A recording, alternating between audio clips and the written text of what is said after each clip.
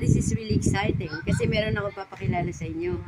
So, I'm lucky kasi nung nagbakasyon ako dito, bigla din siya dumating. So, I'm proud to present to you ang aking pinsan na matagal na nagtatrabaho kay Gary Valenciano. Ay, wow. So, si Gary Valenciano, alam niyo, kilala niyo, isang famous artist, Filipino artist dito sa Pilipinas. Matagal na nasa industry ng movies. And ito siya ngayon. Si Ate Myra, siya yung matagal na naninilbihan kay Gary Valenciano. Ayan. Hello. Yan. Kamusta ka mo, Dash? Yan. So, tandaan niyo yung mukha ng aking pinsan. Pinsan ko yan. Yan. So, nakita kami ngayon dito. Meron kaming konting usap dito. Kumustahan lang. Yan. So, matagal na siya kay Gary Valenciano. At I think yung alaga niya, since birth, ba inalagaan mo siya? Yung bunso? Bunso. So, yung bunso ni Gary Valenciano na ang pangalan ay si Kiana, siya ang nag-alaga since birth? 2 years old. 2 years old. Si Ate Myra na nag-aalaga, 2 years old pa lang si Kiana. Hanggang ngayon na to. Ano na siya? Bali, ano na? 29 years na. 29 years, so gano'n na siya. So, ang narinig ko noon, sabi niya ayaw daw niya mag-asawa si Ate Myra. Tama ba yun?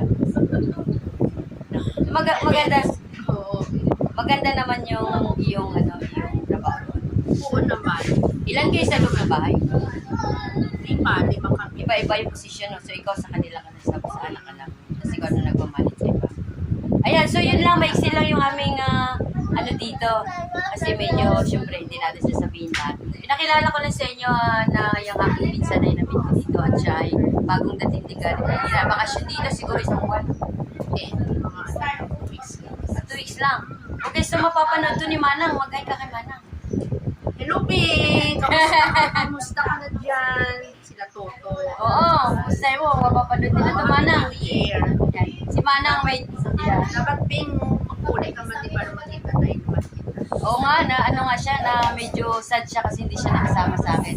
Gusto niya pumunta kaso lang, wala siya kasama sa airplane. Si Tuto hindi makauwi, kaya hindi siya pwede mag-isa, hindi niya kaya. Pero in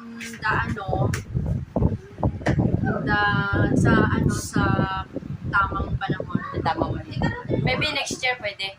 Pwede siya next year kasi medyo alanganin din siya. So, yan, si Ate Myra, ditong si Lubilla ay magkapatid.